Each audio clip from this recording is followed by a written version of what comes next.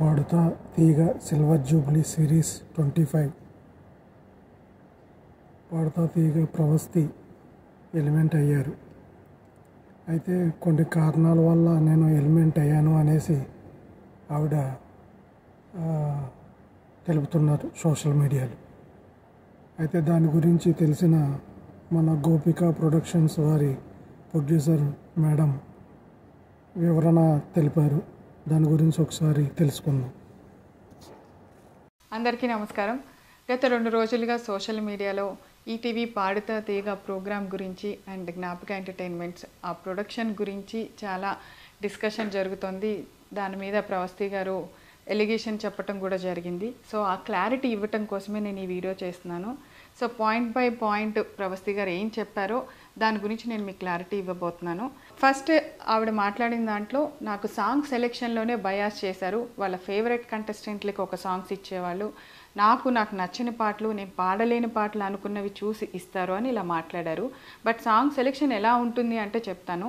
మా ETV creative team and Gnapika creative team అంటే అనిల్ గారు అండ్ టీం అందరూ కలిసి వాళ్ళు ఒక 4 జోనర్స్ సెలెక్ట్ చేస్తారు ఎవ్రీ షెడ్యూల్. ఆ 4 జోనర్స్ని మనం కంటెస్టెంట్స్ పిల్లలందరికీ పంపిస్తాము. వాళ్ళందరినీ ఆ జోనర్స్లో మన ఛానల్కి ఉన్న రైట్స్ని ఏ ఆడియో రైట్స్ మనకైతే ఉన్నాయో వాటిలోంచి సెలెక్ట్ చేసి పాటలు ఇమ్మని చెప్తాం, మేము ఇవ్వము. వాళ్ళు ఒక్కొక్క కంటెస్టెంట్ మనకి 6 సాంగ్స్ ఇస్తారనమాట. ఆ 6 సాంగ్స్లోంచి ఇప్పుడు ఒకళ్ళు ఒక స్టైల్ ఆఫ్ సాంగ్ పాడితే రెండో కంటెస్టెంట్కి ఆ స్టైల్ లేకుండా చూస్తాం. అది వాళ్ళు సెలెక్ట్ చేసి పంపించిన 6 పాటల్లోంచి మాత్రమే తీసుకోవటం జరుగుతుంది. సో ఇది ఒక క్లారిటీ. ఈ 6 పాటల్లోంచి మేము ఇచ్చిన పాటని వాళ్ళు ప్రిపేర్ అయ్యి వాళ్ళు రిహార్సల్స్కి వచ్చి అక్కడి నుంచి నోటేషన్లు అన్నీ జరిగిన తర్వాత వాళ్ళు మేము రెడీ అన్న తర్వాత మా షూట్ డేట్ని మేము అనౌన్స్ చేసి షూట్ చేయడం జరుగుతుంది. ఇది సాంగ్ సెలెక్షన్ ప్రాసెస్ అండి. ఇందులో మేము ఎవరికి ఏమి బయాస్ చేసి ఇచ్చే ఛాన్స్ లేదని మీ అందరికీ అర్థమైంది కదా. అంటే పిల్లలు పంపించిన పాటల్లోంచి సెలెక్ట్ చేసి వాళ్ళ పాటని మేము ప్రజెంట్ చేయటం, వాళ్ళు ప్రిపేర్ అయిన పాటని ఫస్ట్ ఆఫ్ ఆల్ రిహార్సల్స్ కూడా ఈటీవీ చాలా స్పెండ్ చేసి వాళ్ళకు ఒక 2 days ముందు మొత్తం ఎక్విప్మెంట్ అరేంజ్ చేసి వాళ్ళ సెలెక్షన్ వాళ్ళు వచ్చి అక్కడ ప్రాక్టీస్ చేసుకొని ఆఫ్టర్ దట్ ఆ పాట షూట్ రోజు పాడేలాగా మనం అరేంజ్ చేయడం జరుగుతుంది. సో ఇంత దాంట్లో జరిగే ప్రాసెస్ని చాలా సింపుల్గా పాట సెలెక్షన్లో బయాస్ జరిగింది అని చెప్పి ప్రవస్తి గారు అన్నారు. సో ఇది క్లారిటీ అండి. సో అండ్ నెక్స్ట్ అసలు మెయిన్ ఎలిగేషన్ కాస్ట్యూమ్స్ ప్రాసెస్ ఎలా జరుగుతుందంటే ఇప్పుడు పిల్లలందరూ దగ్గర నుంచి వచ్చిన సాంగ్స్లో ఫైనల్ అయిన ప్రతి పాటలోంచి ఆ పాటకి తగ్గ ఏ డ్రెస్సులు బాగుంటాయి అనేది ఇట్స్ ప్యూర్లీ నేను డిసైడ్ చేసి ఇస్తానండి. అంటే మేకోవర్లో ఈ పాటకి ఈ డ్రెస్ వేసుకుంటే బాగుంటుంది అని నేను సెలెక్ట్ చేసినవి ఈటీవీకి పంపించిన తర్వాత ఈటీవీ వాళ్ళు మాకు ఎస్ అండి బాగున్నాయి ఇవి అని చెప్పిన తర్వాత నేను అవి డిజైనర్కి పంపించడం జరుగుతుంది. ఆ కాస్ట్యూమర్ ఏదైతే దాన్ని మేము పంపించిన ఫోటో ఉంటుందో దాన్ని డిజైన్ చేసి పిల్లలకి ఆ రోజు ఇవ్వటం జరుగుతుంది. ఇది ప్రాసెస్ అండి. ఇక్కడ ఎవరి చాయిస్ లేదు, పాటదే చాయిస్. పాటకి తగ్గట్టుగా మేము కాస్ట్యూమ్ డిజైన్ చేస్తాను తప్పితే అవి మనుషులకి తగ్గట్టుగా ఏ రోజు డిజైన్ చేయటం జరగలేదు. మీరు ఒక్కళ్ళే ప్రవస్తి గారు ఇది చెప్పింది. అండ్ ఇంకొక ఎలిగేషన్ కూడా చేశారు మీరు కాస్ట్యూమ్స్ పాయింట్లోనే. నన్ను కాస్ట్యూమర్ మీ బాడీకి ఏ డ్రెస్ సరిపోదు అని అన్నారు అని. నిజంగా అది తప్పు, అది చాలా తప్పు మాట. ఎవరెవరు బాడీ గురించి మాట్లాడాల్సిన అవసరం లేదు. అది ఎవరి దేవుడిచ్చింది ఎవరు కాదనిలేము. దానికి మనం ఒకళ్ళు కామెంట్ చేశారని మనం ఊరికే ఉండక్కర్లా, మీరు చెప్పచ్చు అందరికీ. కానీ మీరు ఇది ఎక్కడ చెప్పాలి?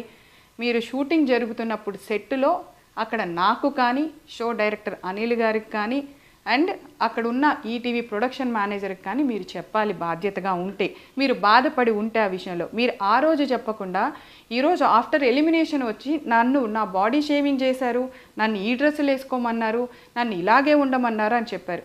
ఇప్పుడు ఓన్లీ ప్రవస్తి గారికి ఏవైతే పొట్టి బట్టలు ఇచ్చామో అని మాట్లాడారో ఒక్కసారి 10 ఎపిసోడ్లు మనం ప్రవస్తి గారితో షూట్ చేయడం జరిగింది. ఆ 10 ఎపిసోడ్స్ కాస్ట్యూమ్స్ ఒకసారి చూడండి. ఇక్కడ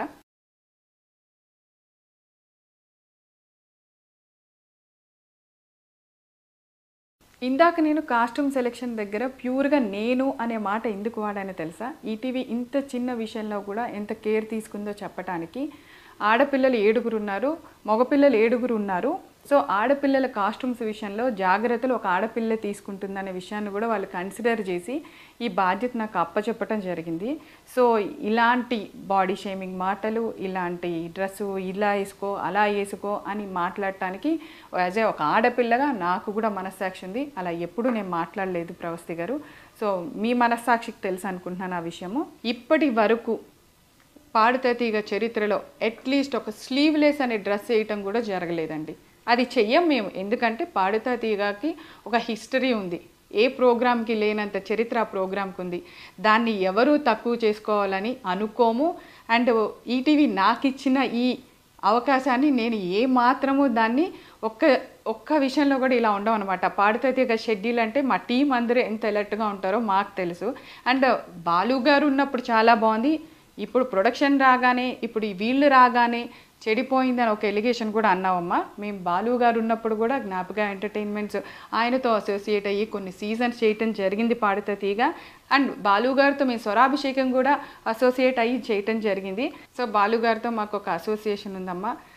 ఆయన కూడా అనిల్ గారి డైరెక్షన్స్కి మార్కులు వేశారు, చాలా బాగుందన్నారు. ఆయనతోనూ మేము కలిసి పనిచేసాం. పాడుతా తీగ విలువలేంటో ఆయన మాకు నేర్పించారు, మేము చేసాము. అండ్ ఇంకొకటి ఫోర్త్ది జడ్జెస్ గురించి. అసలు జడ్జి అంటే అర్థం ఏంటి చెప్పండి? జడ్జి అనే వర్డ్కి మీనింగ్ ఏంటి? వాళ్ళు అక్కడ కూర్చుంది ఒక జడ్జి అనే స్థానంలో ఒక తీర్పు ఇచ్చిన తర్వాత దాన్ని అపోజ్ చేయడానికి నేనెవరు, మీరెవరు, ఇంకొకళ్ళు ఎవరు? ఫర్ సపోజ్ ఎగ్జాంపుల్ ఏదైనా ఒక కేసులో ఇది జడ్జిమెంట్ ఫైనల్ అని చెప్పేసిన తర్వాత నేనేం చేయలేదు, నేను నిరపరాధిని, జడ్జిమెంట్ రాంగ్ ఇచ్చారు, ఆ జడ్జి తప్పు చేశారు అంటే కుదురుతుందా? ఇట్స్ లా ప్రకారం వెళ్తుంది. సో ఇక్కడ జడ్జిమెంట్ కూడా ప్రతిదీ మీరు పాడిన పాటలకి వాళ్ళు ఇచ్చిన జడ్జిమెంటు ఒక మార్క్ షీట్ మా దగ్గర ఉంటుంది. ఆ మార్క్ షీట్లోంచి మేము అన్ని టోటల్ చేయగా మేమేమి మిమ్మల్ని ఒక ఎపిసోడ్కి ఎలిమినేట్ చేయాల, 2 ఎపిసోడ్కి ఎలిమినేట్ చేయాల, 4 ఎపిసోడ్స్కి ఒక ఎలిమినేషన్ జరుగుతూ ఉంటుంది. ఆ 4 ఎపిసోడ్స్ అంటే మీరు 4 పాటలు పాడుంటారు. 4 జోనర్స్లో ఉంటాయి. ఆ 4 జోనర్స్లో మీకు వచ్చిన మార్కులు టోటల్ చేసిన తర్వాత మాకు జడ్జెస్ నుంచి ఆ మార్క్ షీట్ వచ్చాక జస్ట్ మేము అనౌన్స్ చేయటం తప్పితే ఇందులో ఎవరికి ఎటువంటి రైట్ లేదు, ఈవెన్ ఇంక్లూడింగ్ ఈటీవీ యాజమాన్యంతో సహా. జడ్జెస్ ఇచ్చిన మార్కుని మేము అక్కడ ప్రజెంట్ చేయవలసిందే. ఇది ఫస్ట్ రూల్. అండ్ మీరు అగ్రిమెంట్ రాసేటప్పుడు కూడా, మీరు సంతకం పెట్టేటప్పుడు కూడా జడ్జిమెంట్కి మేము గౌరవిస్తాము అనే పాయింట్ ఉంటుంది. అది చదువుకొని ఉంటే బాగుండేది ప్రవస్తి.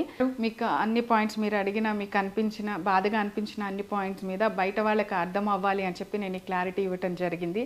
సో మీకు ఎందుకో మీ ఆలోచనలో మీకు అవి తప్పులుగా అనిపించాయి. డెఫినెట్గా నీకు మంచి ఫ్యూచర్ ఉంది. ఇలాంటివన్నీ పక్కకు పెట్టి నువ్వు డెఫినెట్గా నీ లైఫ్లో ఫైట్ చేసి మళ్ళీ అగైన్ ఒక సింగర్గా చూడాలనుకుంటున్నాము. ఇలాంటి అపోహలన్నీ పక్కన పెట్టేసే Pravasthi. All the best. Paaduta Theeyaga నేను రోజు చూస్తూ ఉంటాను ఈటీవీ. ఆ ప్రోగ్రాం చాలా బాగుంటుంది. అయితే ప్రతి విషయం తప్పు పట్టకూడదు. అది ఎంఎం కీరవాణి గారు, మన చంద్రబోస్ గారు, సునీత గారు, వీళ్ళందరూ చాలా ఆలోచించి మాట్లాడతారు, చెప్తారు కూడా. జడ్జిమెంటు అంత ఈజీ కాదు. అయితే కొన్ని కారణాలు అలాగా అమ్మాయి ప్రవస్తి గారు అలా ఆలోచన, మరి అది ఎంతవరకు కరెక్ట్ కాదో తెలీదు. అయితే ఇప్పుడు మన గోపిక ప్రొడక్షన్ వారి ప్రొడ్యూసర్ గారు తెలిపారు కాబట్టి దాన్ని అలాగా ఆలోచించి చూడాలి. అందుకని ప్రవస్తి గారు కొంచెం తెలుసుకోవాలనేసి నేను కోరుకుంటున్నాను. పాడుతా తీగ చాలా ఫేమస్ అయిన ప్రోగ్రాం అది.